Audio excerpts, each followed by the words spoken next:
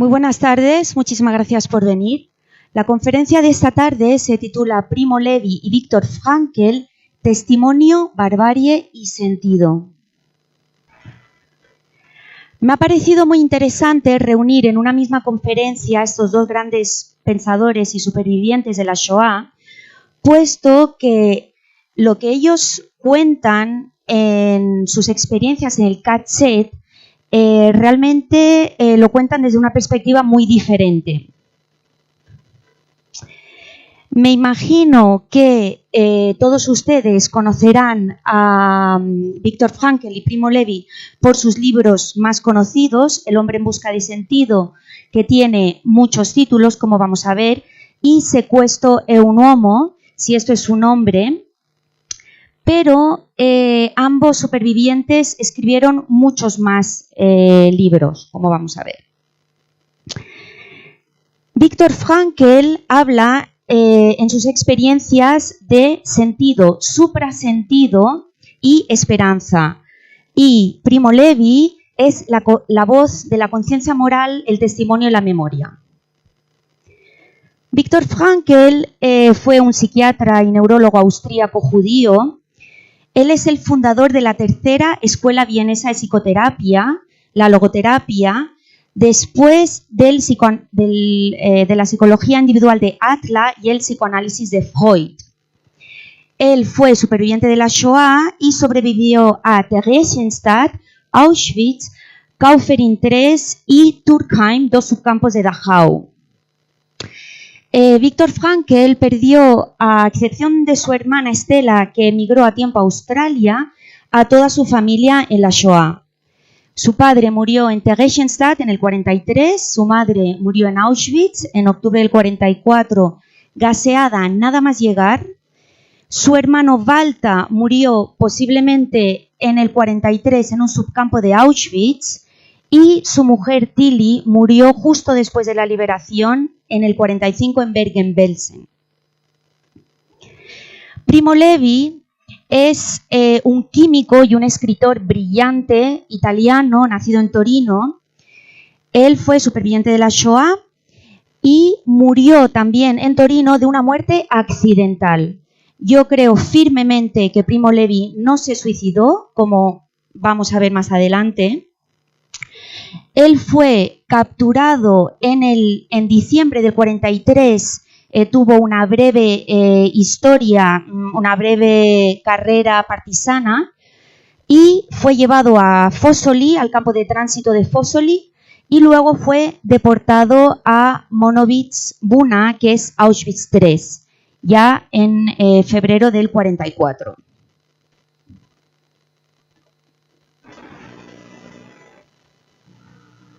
Life, in principle, never ceases to hold a meaning for each and every person.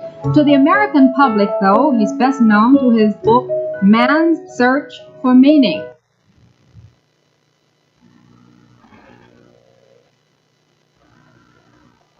Trovo contraddizioni tra le due cose, del resto ci sono gli esempi illustri. Galileo, che era un grande umanista, era anche un grande scienziato, così Leonardo, così Dante stesso.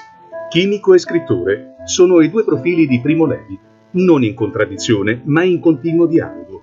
Testimone di Auschwitz, Levi ha lasciato un'enorme eredità intellettuale che va oltre la sua opera più celebre, Se questo è un uomo, il libro con cui già nel 1947 racconta l'orrore dei campi di sterminio.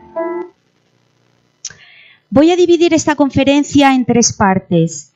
En la primera voy a hablar del pensamiento de Viktor Frankl y Primo Levi, pero antes voy a dar una pequeña explicación sobre qué fue exactamente Auschwitz, puesto que ambos pensadores están muy ligados a Auschwitz. En la segunda parte voy a tener que hacer un inciso en los campos de exterminio y las masacres de los Einsatzgruppen, porque no quisiera caer en una visión poética de la Shoah al estudiar estos supervivientes. Me gustaría que ustedes, cuando leyeran a Viktor Frankl y a Primo Levi, tuvieran muy en mente que sus voces son las voces de la inmensa minoría y que hubo 6 millones de voces judías que fueron silenciadas.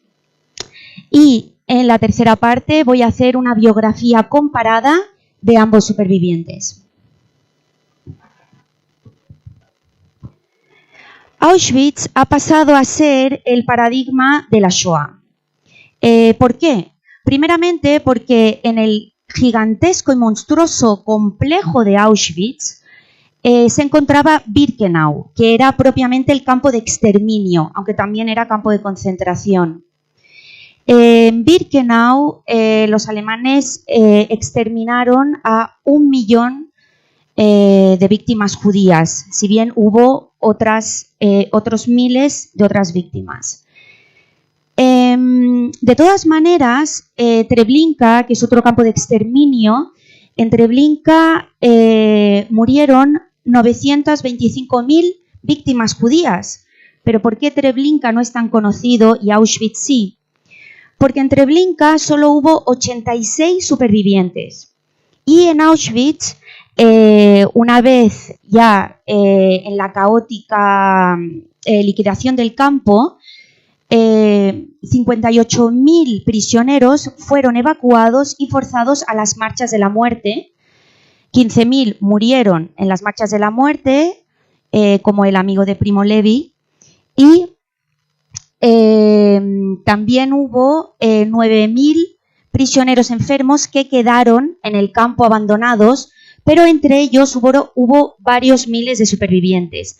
También tenemos el testimonio bastante completo de Höss, que fue uno de los comandantes de Auschwitz.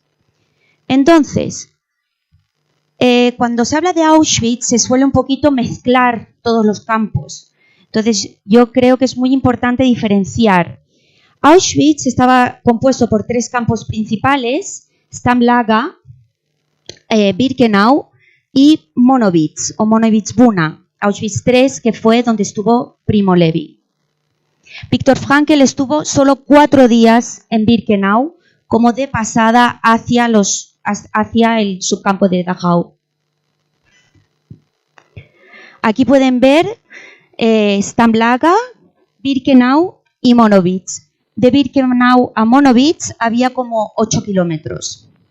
Entonces, es verdad que Monowitz era un campo de concentración, pero cuando había selecciones internas era muy fácil, los que no pasaban la selección evidentemente eran enviados a los crematorios de Birkenau.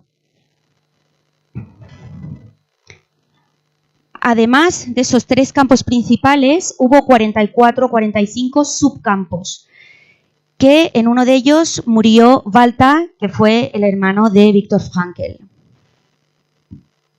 Entonces, es importante, por un lado tenemos Monowitz, que fue un campo de concentración, y por otro lado tenemos Birkenau, que fue el campo de exterminio.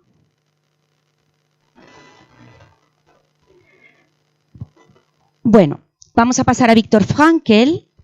Viktor Frankl publicó en el 46, sin su nombre en la portada, El hombre en busca de sentido, pero bajo el título Ein Psycholog erlebt das KZ. Un psicólogo vive el campo de concentración. En la segunda edición ya aparece el nombre de Viktor Frankl en la portada, y después en el 59, cuando se tradujo al inglés, se publicó bajo el título From Death Camp, campo de exterminio, to Existentialism. Este título no es adecuado. En el 62 se retituló por Man's Search for Meaning, y aquí en España se ha usado esa traducción, El hombre en busca de sentido. Y luego en el 77 se ha vuelto a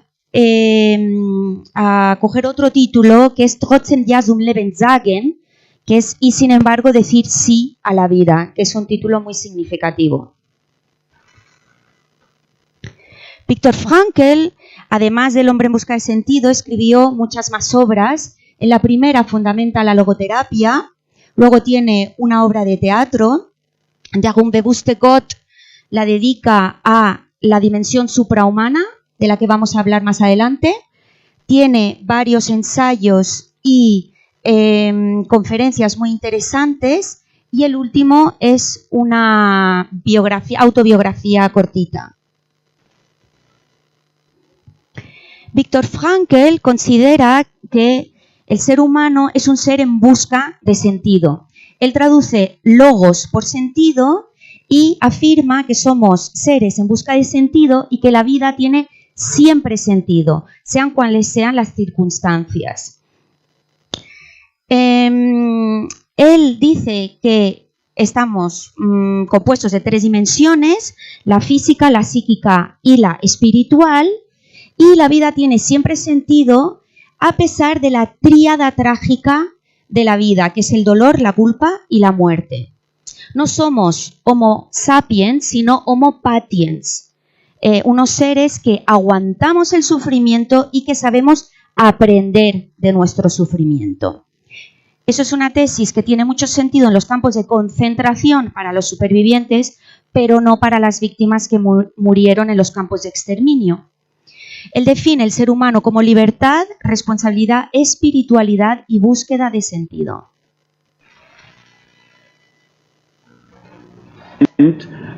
Logotherapy was already developed when I came to Auschwitz, but certainly the 4 concentration camps in which I had to spend 3 years were in a way a testing ground, an acid test to confirm, to validate practically, empirically in the widest sense of the word, my theories that I had developed previously.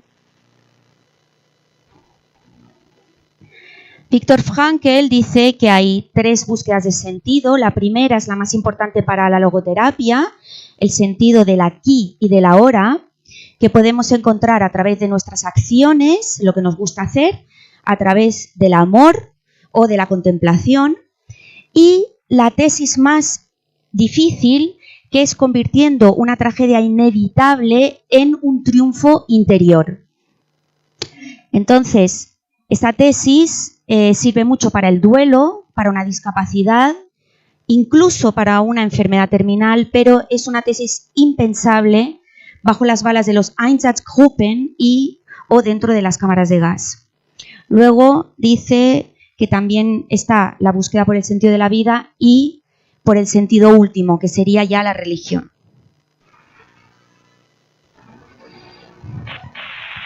Man cannot be healthy without meaning, without a meaning beckoning him. He could not even remain alive. You know who has said this? Albert Einstein. No psychiatrist. Right. And now I think psychiatry should be reminded of this primary motivational force in man.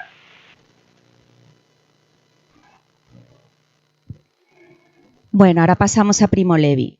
Primo Levi escribió febrilmente de diciembre del 45 a enero del 47 Sequestro e un uomo, y lo fue a enseñar a la editorial Einaudi, que es la editorial que ha publicado toda su obra, y no estuvieron interesados en absoluto. Después de la Segunda Guerra Mundial, absolutamente nadie quería escuchar nada sobre los campos de concentración o la Shoah. Entonces, una editorial pequeñita de Silva hizo una tirada de 2.500 ejemplares. Y bueno, ahí Primo Levi aparcó su carrera literaria y siguió siendo químico.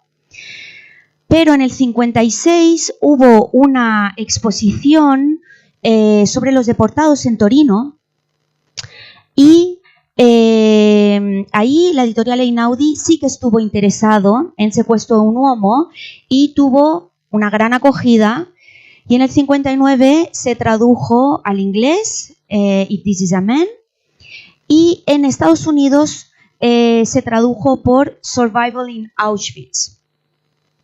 En España, desgraciadamente, tuvimos que esperar hasta la muerte de Primo Levi para que se tradujera al español, si esto es su nombre. La obra de Primo Levi es testimonio y memoria del lager, de la deportación, de la barbarie, de la injusticia, del hundimiento y la destrucción del ser humano y de la dignidad.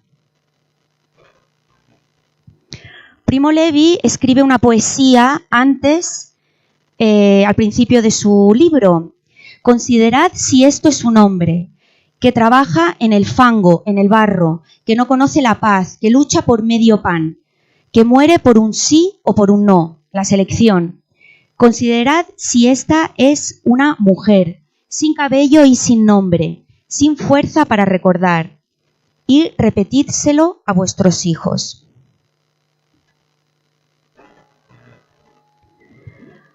Primo Levi habla de la deportación de Fossoli a Auschwitz III y cuenta cómo murió Emilia, una niña de 3 años.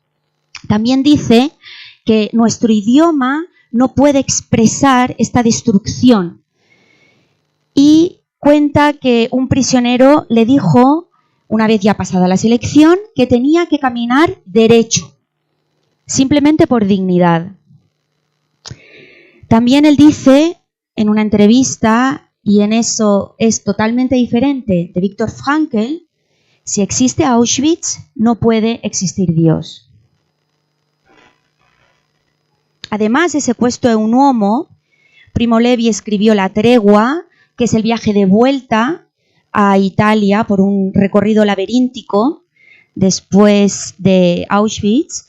El sistema periódico, que es una autobiografía química, Isomersia y Salvati, que es una reflexión filosófica sobre el lager y la Shoah, y después hay una serie de recopilaciones de testimonios, relatos y entrevistas, y los 2 últimos títulos son realmente novelas. El primero es una oda al trabajo y el segundo es una novela de unos partisanos judíos. Per me è un ricordo a un tempo lontano e vicinissimo, perché è lontano nel tempo, ma è vicino per altri motivi. Il mio mestiere è un altro, io sono un chimico, ma la mia esistenza è stata segnata da 2 fatti fondamentali. Il primo, la prigionia ad Auschwitz, la seconda, di aver scritto della mia prigionia ad Auschwitz. Il fatto di averne scritto mi rende continuamente vicino e presente questo fatto, perché i miei libri su Auschwitz sono stati tradotti in molte lingue, vengono ancora oggi pubblicati e letti, vengono letti anche nelle scuole, anzi, la ragione per cui mi trovo oggi a Milano, io abito a Torino, mi trovo a Milano perché sono stato invitato da una scuola, dai ragazzi, dai bambini di una 4ª elementare, a parlare del mio libro e della mia esperienza.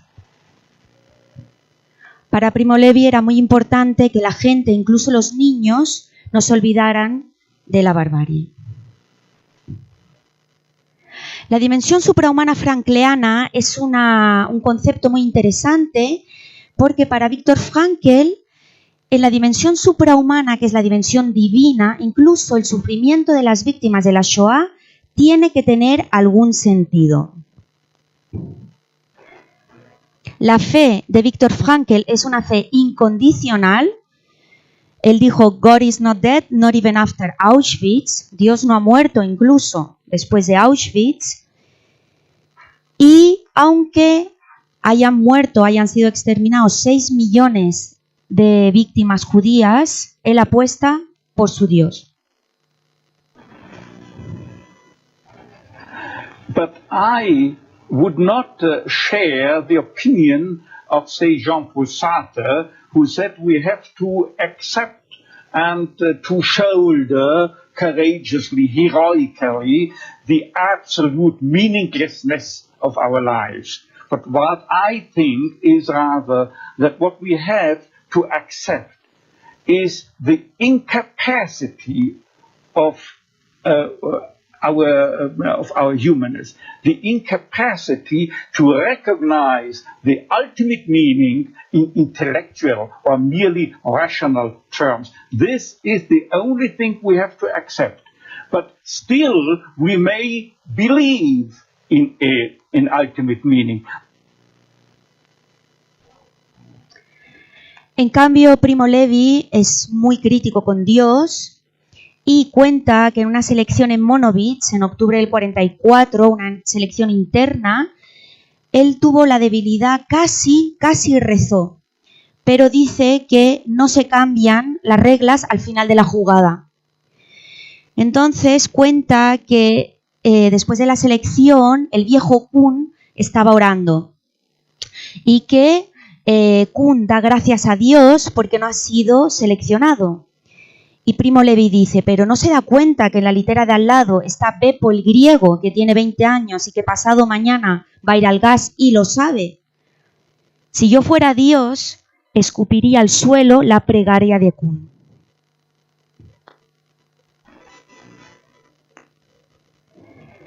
Bueno, ahora pasamos a la segunda parte de la conferencia.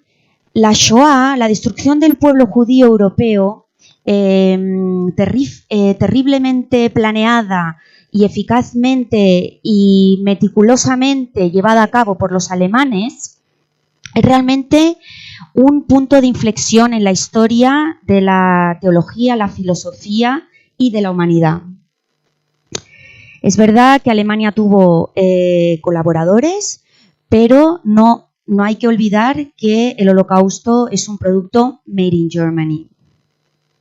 Entonces, la Shoah, los tres grandes pilares son los guetos, primero la discriminación y los campos de exterminio y después, antes, las masacres de los Einsatzgruppen.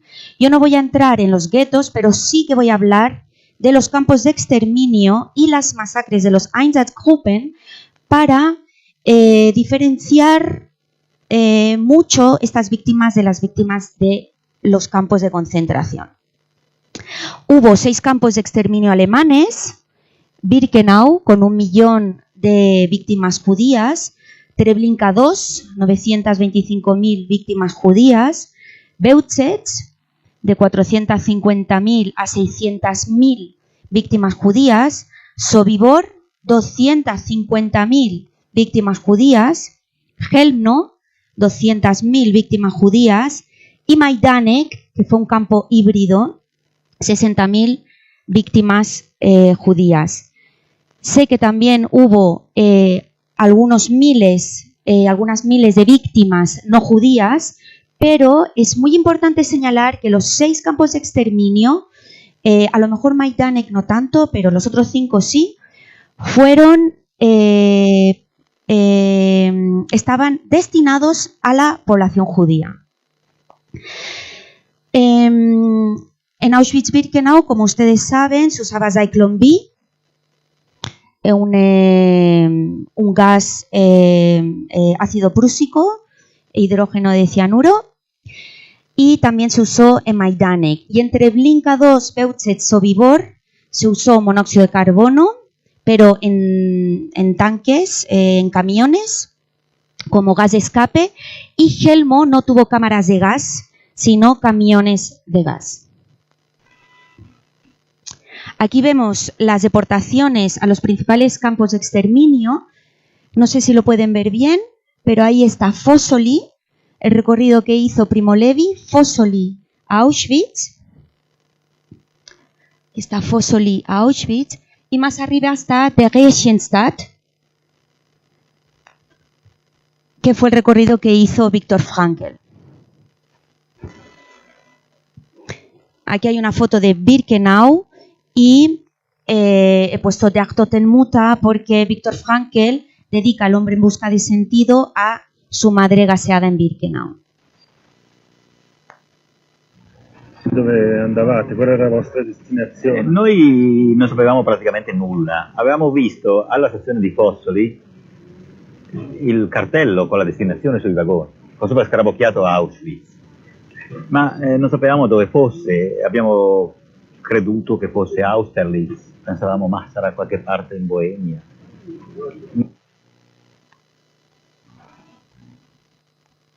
Yo solo voy a entrar en las cámaras de gas de Auschwitz, no en los demás campos de exterminio, para que ustedes puedan entender un poco la magnitud de la tragedia y, bueno, En Auschwitz, en Birkenau, hubo 2 búnkers, el búnker 1 y el búnker 2, la pequeña Casa Roja y la pequeña Casa Blanca, como ven ustedes, gigantescos. Y después, a partir de la primavera del 43, se pusieron en funcionamiento los crematorios 2, 3, 4 y 5, que realmente tenían unas cámaras de gas gigantescas. El crematorio 2 y 3 eran unas cámaras de gas subterráneas, y el crematorio 4 y 5 funcionó interrumpidamente, pero cabían 800 víctimas en cada de las pequeñas cámaras de gas 3 y 3. Estos son unos dibujos de David Oleg, que fue Sonderkommando en Birkenau. Los Sonderkommando eran los prisioneros judíos que estaban obligados a trabajar en las cámaras de gas. No ponían el gas, el gas lo ponían los alemanes, pero ellos tenían que acompañar a las víctimas y después sacarlas ya como cadáveres. Lo sabemos por los Sonderkommando que muchas víctimas, cuando eran gaseadas, oraban el Shema Israel. Y también sabemos por los Sonderkommando, Philip Mula, Dario Gabay, Shlomo Venezia, que también hubo algunos que cantaron la Marsellés o el Hatikva. Entonces, el orar en este momento se acerca mucho a la dimensión suprahumana frankliana. Es pensar que ese punto tan espantoso no sea un punto final. Bueno, a modo de ilustración he puesto el Auschwitz Album. Me imagino que ustedes lo conocerán. Es un transporte de judíos húngaros que llegaron en mayo-junio del 44, donde la gran mayoría fueron gaseados. Aquí, si se fijan ustedes, la madre con la bebé se dirige hacia la izquierda. La izquierda era la cámara de gas, la derecha, trabajos forzados.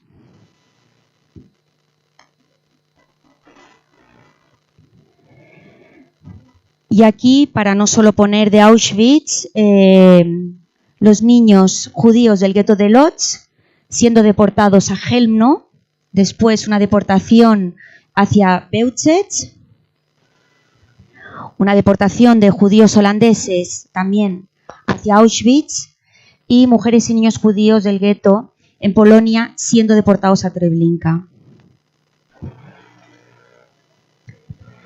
Ahora vamos a oír un testimonio muy terrible de Eliyahu Rosenberg. Está en hebreo, pero creo que es muy importante. קודם כל הם שלחו את הנשים לתאי הגזים, הכניסו אותם לצריף, התפשטו, גזזו להם את השערות, וכשהיו גמורות כבר, אז עם מכות רצח הוציאו אותם מהצריף להימלשטרסה. קודם אנשים, הימלשטרסה זה הדרך לשמיים, ככה הגרמנים קראו לזה, או שלוח או הימלשטרסה. זה היה דרך 2-3 מטר אולי, מגודר בשני הצדדים ומוסווה עם הענפים שלא ראו שום דבר מה שנעשה, ובתוך השלוח הזה, בתוך ההימלשטרסה, עמדו גרמנים אוקראינים עם כלבים, והם נשכו בכל חלקי העבר של הנשים ונכנסו לתאי הגזים.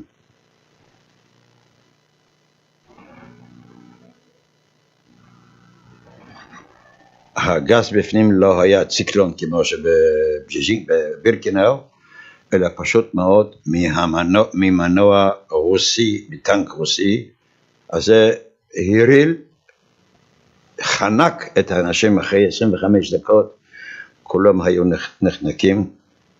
נורא היום היה לשמוע את הזעקות ואת הייסורים של האנשים ושל הילדים, וזעקו מה מתתה, ואחרי כמה דקות נחנקו. היה שם גרמני גוסטף מינסברגר, הוא היה אחראי על תאי הגזים, על הקלפות האלו, הוא עלה על הרמפה, הוא שמע, aufmachen, לפתוח alles, schlaft, כולם ישנים.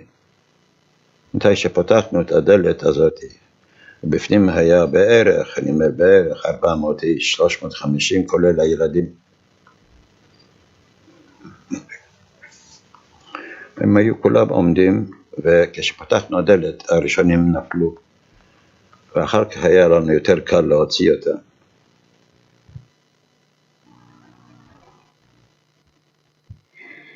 Y para ponerle cara a las víctimas, aquí hay 3 víctimas de Auschwitz-Birkenau,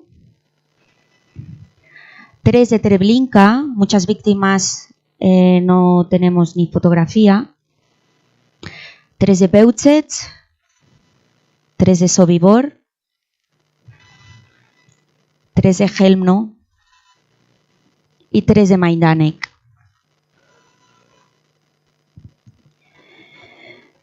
Bueno, y antes, a partir del 22 de junio del 41, empezaron las masacres de los Einsatzgruppen, que se le ha dicho The Holocaust by Bullets, donde los escuadrones de la muerte, los Einsatzgruppen, un número muy pequeño, unos 3.000, pero con la entusiasta colaboración y ayuda de la Wehrmacht y la Orpo alemanas y la Shuma ucraniana, letona y lituana, lograron exterminar, masacrar a 2 millones de víctimas judías, hombres, mujeres, niños y bebés.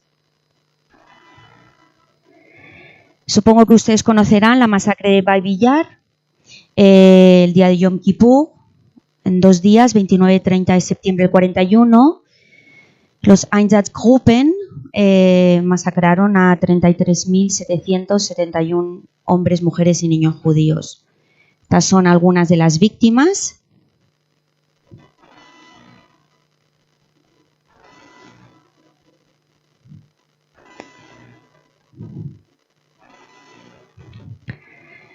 Esta es una masacre en Lubny, en Ucrania, y la otra una masacre de Miropol. Y esta es una masacre en Letonia, en Liepaja. Como ustedes pueden ver, la niñita está viendo, está mirando hacia la fosa. Y esta foto es muy famosa, me imagino que ustedes la conocerán. Es una masacre en Ucrania también, donde la mujer, es judía, está protegiendo a su hijita porque lleva un pañuelito. Entonces, según Viktor Frankl, incluso estas masacres no hacen tambalear su fe. Y él apuesta con dolor, dice, por una dimensión suprahumana, donde todo este horror tiene que tener algún sentido, aunque nosotros no lo podamos entender. Y Primo Levi no habla de las masacres, pero habla en Secuestro e un uomo que los prisioneros nuevos que llegaban siempre preguntaban «Warum?», ¿por qué? ¿Por qué todo este horror? Y la ley del Lager era «Hier ist kein Warum», no hay un por qué. Lo mismo puede aplicarse a las masacres de los Einsatzgruppen. Bueno, y ahora pasamos a la biografía. Viktor Frankl nació en Viena en 1905. Aquí lo vemos junto a su hermano Walter, que morirá en un subcampo de Auschwitz, y su hermana Estela, que emigrará a tiempo a Australia. Aquí están sus padres, Gabriel Frankl, que morirá en Theresienstadt en el 43, y su madre, Elsa Lyon, que morirá en Auschwitz gaseada nada más llegar. Aquí vemos a la familia de Primo Levi, su padre, que murió de cáncer en el 42, y su hermana, Ana María, ellos eran muy cercanos, y su madre. El Holocausto en Italia fue un tanto peculiar porque las deportaciones de los judíos italianos, a pesar de las leyes raciales del 38, ocurrieron bastante tarde y hubo muchos italianos que no fueron deportados. Solo cuando expulsaron a Mussolini se produce el armisticio y luego la ocupación alemana y el rescate de Mussolini y otra vez la dictadura de Mussolini, pero ya como títere de Alemania, empezaron las deportaciones de los italianos judíos. Pero tanto la hermana Ana María como la madre de Primo Levi no fueron deportadas. Aquí vemos a Primo Levi con su hermana y su madre. Bueno, Viktor Frankl estudió en la Universidad de Viena medicina, se especializó en neurología y psiquiatría, depresión y suicidio, e hizo sus prácticas en el 33. Del 33 al 37 trabajó en el pabellón de mujeres suicidas en Steinhof, en Viena, y en el 37 abrió ya su consulta privada. El Anschluss y, desde luego, la Kristallnacht en el 38 fue realmente un punto de inflexión para los judíos austríacos, los 192.000 judíos austríacos. Realmente Austria no fue invadida, sino que recibió eufóricamente a los alemanes, y la Kristallnacht se produjo del 9 al 10 de noviembre, y después de la Kristallnacht ya la emigración fue muy difícil. What were the consequences of the Anschluss in 1938 for you personally? Of course, from one day to the next, everything changed, both in professional as well as in personal and familiar regards. I then was appointed the head of the Department of Neurology at the Jewish Hospital, the so-called Rothschild Hospital. But I could stay there and keep my old parents from being deported until 1942 only. And then the three of us were deported to various concentration camps. My father died in Theresienstadt. My mother went directly from the railway station of Auschwitz into a gas chamber. And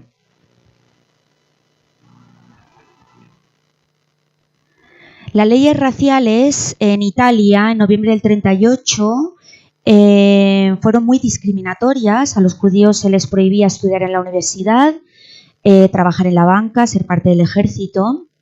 Pero como Primo Levi ya había empezado a estudiar química, le dejaron acabar. Acabó en el 41 cum laude, pero en su diploma se le escribió Die Raza Hebraica. En el 41 trabajó en el laboratorio químico, en un laboratorio cerca de Torino, y en el 42 trabajó en una fábrica suiza en Milano, investigando fármacos para la diabetes. En el 40, Viktor Frankl es nombrado director del Hospital Judío, y el 19 de septiembre del 41 se decreta llevar la Judenstern para los judíos mayores de 6 añitos, o sea, de 6 años, en el Reich. Es importante señalar que en la Polonia ocupada la Judenstern se había decretado en noviembre del 39, mucho antes. En diciembre del 41, Viktor Frankl se casa con Tilly, Mathilde Grossa, y ella era una enfermera. Y bueno, aquí está Bergen-Belsen justo después de la liberación. Ella murió justamente después de la liberación. Después de que llegaran a Auschwitz y se separaran en la selección, ya nunca más se volvieron a ver. El 24 de septiembre del 42, Viktor Frankl y Tilly, sus padres y la madre de Tilly, fueron deportados a Theresienstadt. Theresienstadt fue realmente un campo de tránsito hacia los campos de exterminio de Treblinka, Auschwitz y Majdanek. Este es un mapa moderno discúlpenme, pero para que vean el recorrido que hizo Primo Levi una vez lo capturaran el 13 de diciembre del 43 como partisano, lo llevaron a Fossoli, que era un campo de tránsito, y el 22 de febrero, en un viaje de 5 días que relata muy bien el secuestro de un uomo, donde sufrió mucho de sed, llegaron a Auschwitz-Birkenau. Él pasó la selección y estuvo en Monowitz, en Buna. Bueno, Primo Levi fue el prisionero 174.517, un número que se lo tatuaron en el brazo izquierdo. Él escribe que el lager es el infierno, que no se podía tener ningún piojo, porque si no eso era la muerte, que la muerte empezaba por los zapatos, las heridas. Los judíos llevaban zuecos, que la vida en el KB es una maravilla. Él estuvo en el KB en 2 ocasiones, Viktor Frankl también, aunque los prisioneros que no se curaban del KB eran directamente enviados a las cámaras de gas.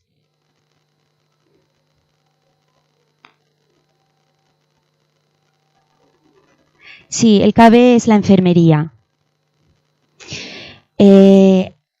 Habla también de Alberto, que es su mejor amigo, que va a morir en las marchas de la muerte después, y habla de que los prisioneros judíos realmente eran los esclavos de los esclavos, eran los que estaban peor tratados. Y habla también del hambre y de la selección.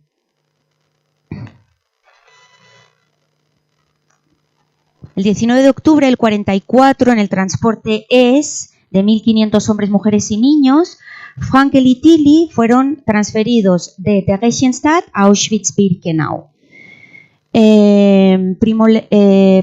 Viktor Frankl estuvo 4 días en Birkenau, aunque pasó con unas 3 selecciones, pero no lo tatuaron, porque fue realmente transferido muy rápidamente a un subcampo de Dachau, que fue Kaufering 3, y después, 5 meses más tarde, fue transferido a Turkheim. Viktor Frankl, cuando él dice que es el prisionero 119.104, ese era el número que le dieron en Kaufering 3, en el subcampo de Dachau. No tatuado, sino como registro.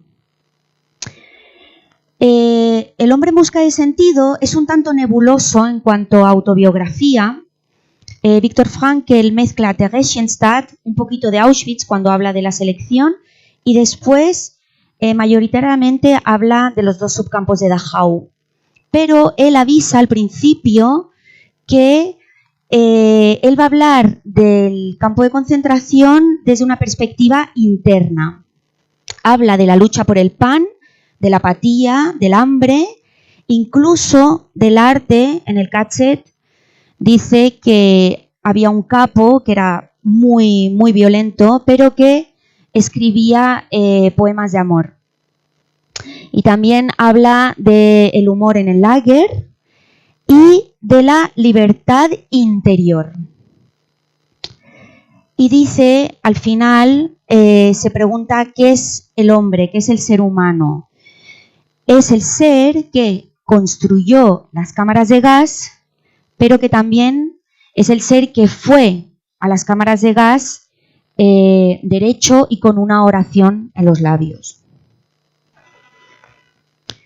Después de la liberación, tanto Viktor Frankl como Primo Levi hablan de aprender a volver a ser un ser humano. Aquí vemos a Viktor Frankl con su segunda mujer, Eleonore Schwind, austríaca católica, su hija Gaby y sus nietos. Primo Levi se casó con Lucia Morpurgo, que fue su mujer toda la vida, Aquí está, y ella es Ana María, su hermana. Aquí podemos ver a Primo Levi con su madre, su hermana y su hija, y con su hijo Renzo, que es biólogo y profesor en la Universidad de Torino. Está la familia de Primo Levi.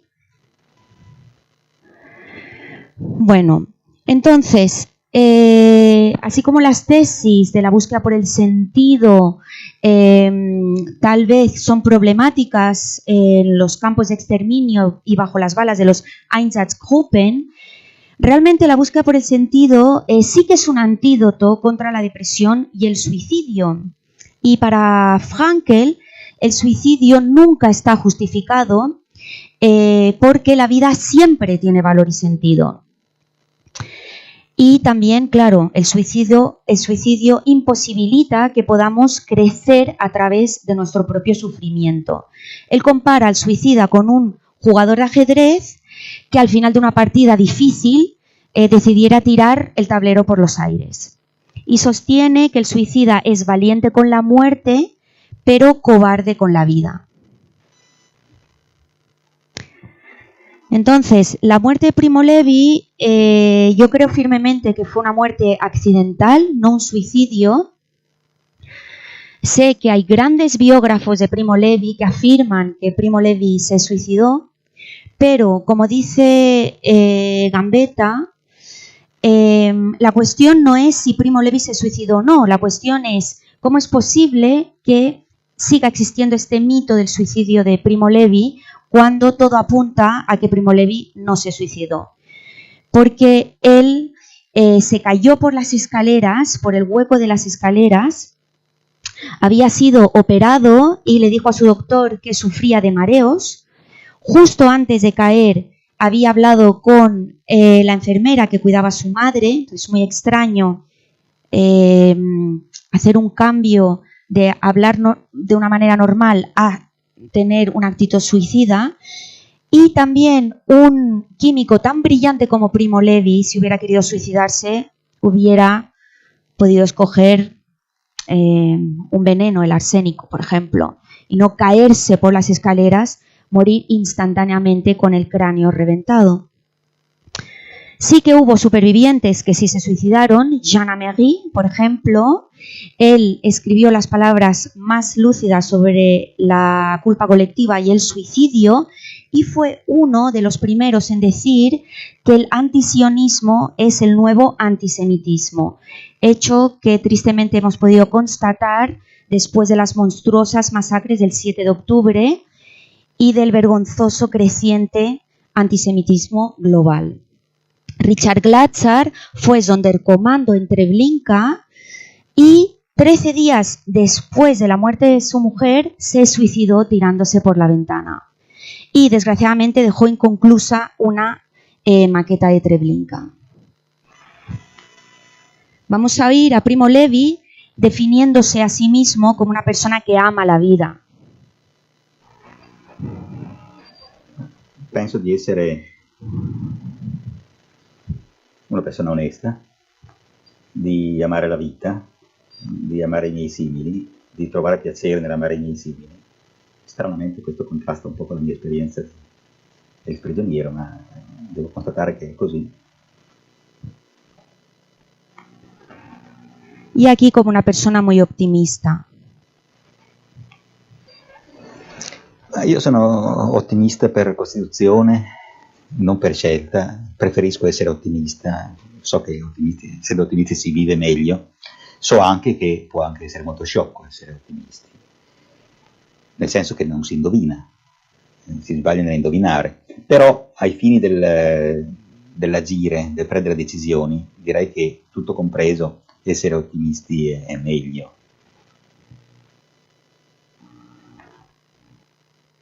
Bueno, aquí están los centros y organizaciones dedicadas a la obra de Viktor Frankl y Primo Levi, y también las asociaciones dedicadas a la logoterapia. Y me gustaría acabar con dos citas muy bonitas de Viktor Frankl y Primo Levi. Viktor Frankl habla de que solo hay dos razas de ser humano, la raza del ser decente y la raza del ser indecente. Y Primo Levi se pregunta, ¿perché i bambini in gas? Muchísimas gracias.